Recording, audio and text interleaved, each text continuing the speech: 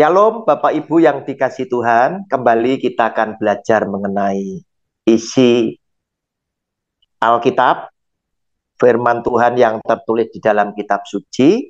Kali ini kita akan mempelajari, merenungkan sebuah judul, Aku Datang untuk Memberitakan Injil. Aku di sini adalah Yesus Kristus Tuhan.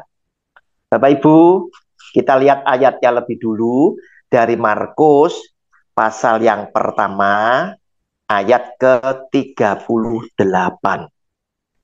Jawabnya, marilah kita pergi ke tempat lain, ke kota-kota yang berdekatan, supaya di sana juga aku, huruf besar, memberitakan Injil. Karena untuk itu aku telah datang.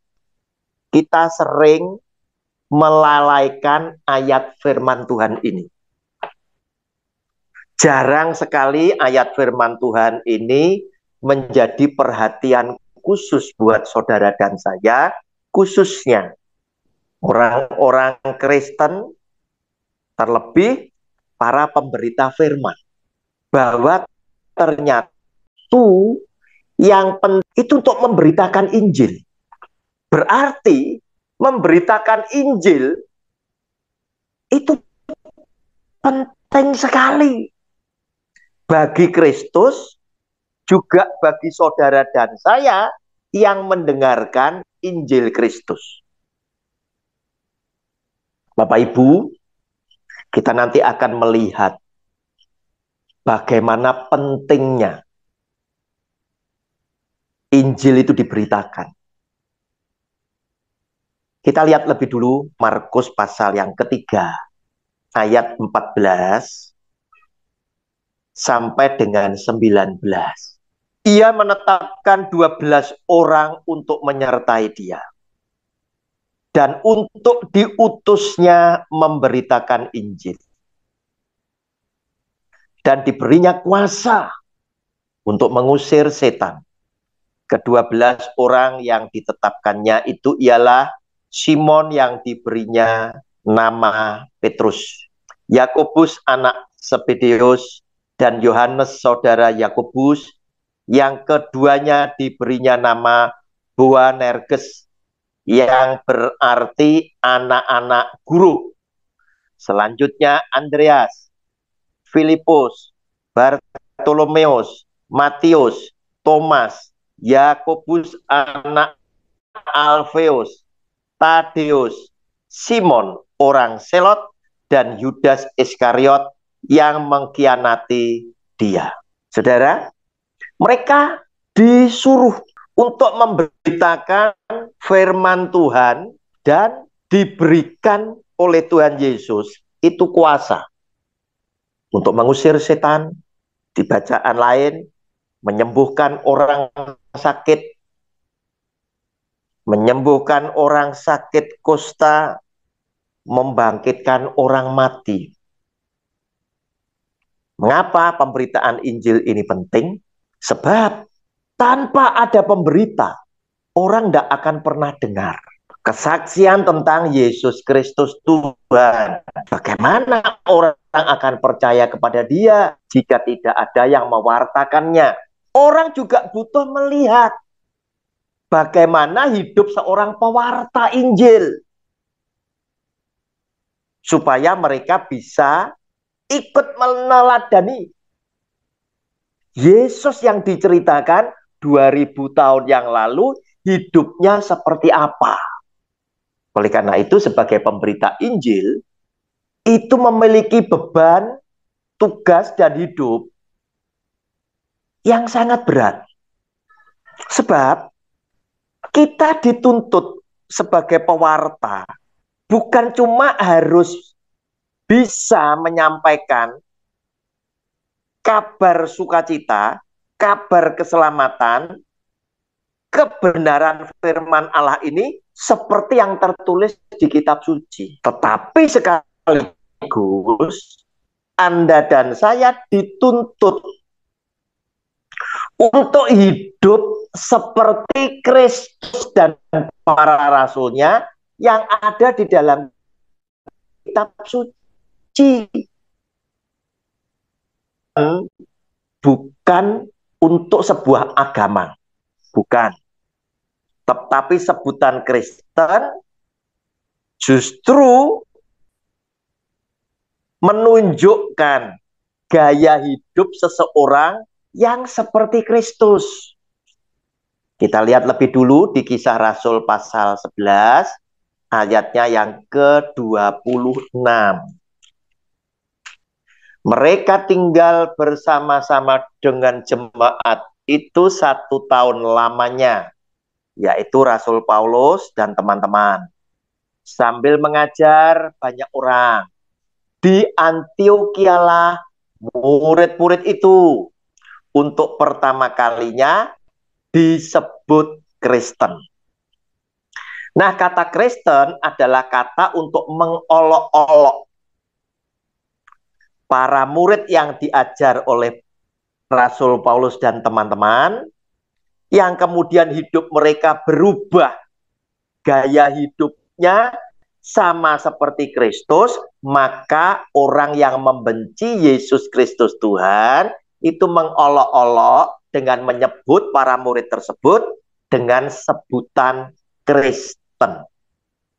Jadi Kristen adalah gaya hidup, bukan sebuah agama. Kristen adalah gaya hidup. Jadi jika Anda dan saya mengaku Anda sebagai orang Kristen, maka wajiblah Anda dan saya hidup seperti Kristus. Seperti para rasulnya, yang hidup sangat-sangat sederhana, meninggalkan keinginan daging, meninggalkan keinginan duniawi, tetapi lebih fokus kepada hal-hal rohani, yaitu keselamatan. Oleh karena itu, sebagai pewarta, pastilah Anda akan berfokus kepada keselamatan yang Tuhan Yesus inginkan terjadi atas hidup setiap orang yang percaya kepada Dia. Orang percaya bukan cuma ucapan di bibir, tapi orang percaya juga di samping bibir mengucapkan hal yang benar, maka perilaku di dalam hidup, kesaksian hidupnya juga selaras dengan apa yang dia saksikan lewat mulut lidah bibirnya. Oleh karena itu, hati-hati di dalam pewartaan firman Tuhan. Pastilah Anda juga sependapat dengan yang tertulis di dalam 1 Yohanes pasal 2 ayat 15 dan 16. Ini pasti Anda akan ajarkan agar supaya jemaat tidak mencintai akan dunia. Demikian bunyi firman-Nya. Janganlah kamu mengasihi dunia dan apa yang ada di dalamnya. Jikalau orang mengasihi dunia, maka kasih akan Bapa tidak ada di dalam orang itu. Nah, apa isi dunia? Ternyata isi dunia ditulis di dalam 1 Yohanes pasal 2 ayat 16. Sebab semua yang ada di dalam dunia, yaitu keinginan daging dan keinginan mata, serta keangkuhan hidup, bukanlah berasal dari Bapa, melainkan dari dunia. Oleh karena itu, jika Anda sebagai seorang pewarta Injil Kristus, baik engkau seorang evangelis, pembicara akan gembala sidang, maka yang Anda akan ajarkan dan beritakan adalah hanya tentang hal-hal keselamatan. Bukan membangkitkan semangat jemaatmu untuk memiliki dunia dengan segenap isinya. Bapak Ibu, karena dunia dengan segenap isinya adalah ada 3 hal tadi. yaitu keinginan daging, keinginan mata, dan keangkuhan hidup. Oleh karena itu, sederhana, teladani hidup Tuhan Yesus bersama dengan para rasulnya yang sangat-sangat sederhana. Tetapi mereka kaya dengan belas kasihan kepada setiap orang yang mengalami penderitaan. Walaupun mereka miskin dengan harta jasmani, tetapi mereka melimpah dengan kasih sayang, sehingga apa saja yang mereka miliki itu diberikan kepada orang-orang yang mengalami penderitaan. Dan di saat seperti itulah Kristus Yesus yang mengutus 12 muridnya yang telah memberikan kuasa kepada mereka. Kuasa itu bekerja. Kuasa itu terjadi di dalam hidup para muridnya. Sebab kita menyaksikan, bukankah pada saat itu ada orang yang lumpuh? Kakinya tidak bisa berdiri, tidak bisa berjalan sejak dia lahir. Semua orang tahu dan mengenal orang ini. Bahwa orang ini sejak lahir lumpuh. Dia setiap hari ada di pintu gerbang bait Allah, menantikan orang yang beribadah dengan harapan mendapat sedekah. Masuklah Petrus dan Yohanes. Lewat tatapan orang ini, Petrus dan Yohanes tahu bahwa orang ini mengharapkan sedekah dari Petrus dan Yohanes. Namun apa yang dikatakan oleh Petrus dan Yohanes? Emas dan perak aku tidak punya.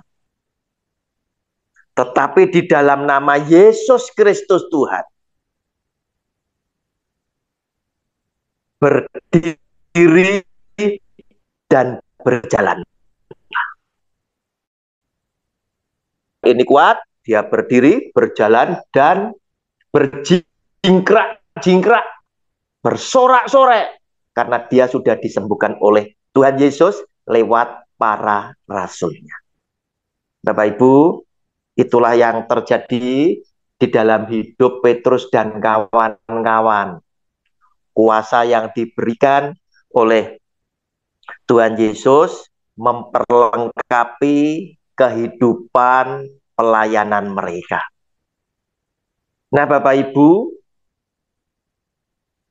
memberitakan Injil itu begitu penting agar orang mendengar berita sukacita, berita keselamatan, dan mereka menjadi percaya, beriman kepada Yesus Kristus Tuhan, dan mereka diselamatkan.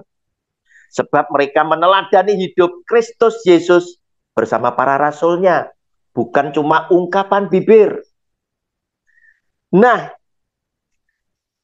pentingnya Injil diberitakan juga ditunjukkan oleh Tuhan Yesus di dalam 1 Petrus pasal 3 ayat 18 sampai 20.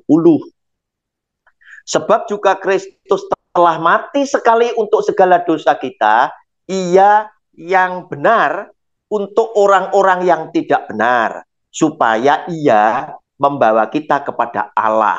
Ia yang telah dibunuh dalam keadaannya sebagai manusia, tetapi yang telah dibangkitkan menurut roh. Dan di dalam roh itu juga ia, guru besar Tuhan Yesus, pergi memberitakan Injil, garis bawahi saudara, kepada roh-roh yang di dalam penjara. 20 keterangannya, yaitu kepada roh-roh mereka yang dahulu pada waktu Nuh tidak taat kepada Allah, ketika Allah tetap menanti dengan sabar waktu Nuh sedang mempersiapkan bahteranya, di mana hanya sedikit, yaitu 8 orang yang diselamatkan oleh air bah itu. Bapak Ibu, Pentingnya pemberitaan Injil ditunjukkan oleh Tuhan Yesus ketika dia mati. Turun mana? Kemana? Pengakuan iman rasuli kita. Turun ke dalam kerajaan maut. Ya, untuk apa? Dia KKR. Dia memberitakan Injil keselamatan agar supaya roh-roh yang ada di dalam penjara zamannya Nuh tadi, banyak orang yang mencela tidak taat kepada Tuhan lewat pemberitaan Nuh, itu sempat mendengar berita keselamatan, berita Injil, berita sukacita, agar supaya mereka berbalik, bertobat, dan mereka pun juga diselamatkan. Memperlengkapi yang tadi, kita lihat 1 Petrus pasal 4 ayat 5 dan 6. Tetapi mereka harus memberi pertanggungan jawab kepada Dia, Guru besar yaitu Tuhan Yesus, yang telah siap sedia menghakimi orang yang hidup dan yang mati. Nah, itulah sebabnya maka Injil telah diberitakan juga kepada orang-orang mati, supaya mereka sama seperti semua manusia dihakimi secara badani, tetapi oleh roh dapat hidup menurut kehendak Allah. Bapak Ibu, lihat betapa pentingnya pemberitaan Injil ya yang disampaikan oleh Tuhan Yesus, dan Tuhan Yesus pun telah memberikan contoh dan teladan kepada saudara dan saya, khususnya pewarta Injil, baik pendeta, gembala sidang, evangelis dan lain sebagainya, bahwa Tuhan Yesus ya juga memberitakan Injil kepada orang-orang mati, yaitu roh-roh yang ada di dalam penjara mulai zamannya Nuh. Nah, inilah yang menunjukkan bahwa pemberitaan Injil itu demikian penting, sehingga itu menjawab, aku datang itu untuk memberitakan Injil. Oleh karena itu Bapak Ibu, penutup daripada pelajaran saya dalam video ini, saya ingin menghimbau kepada setiap pewarta Injil Kristus, koreksi apa yang Anda beritakan. Benarkah itu adalah Injil Kristus atau Injil yang lain? Apakah engkau sedang memberitakan Kristus atau Kristus yang lain? Oleh karena itu, kembali kepada Alkitab. Firman Tuhan Alkitab tidak butuh kesaksian lagi dari orang hidup seperti saudara dan saya. Ini sudah sempurna. Apalagi kesaksian dari orang-orang yang tidak ada tertulis di dalam kitab suci. Pastilah sampah. Tuhan Yesus memberkati saudara bersama keluarga, sebagaimana Tuhan Yesus telah memberkati saya bersama keluarga. Amin.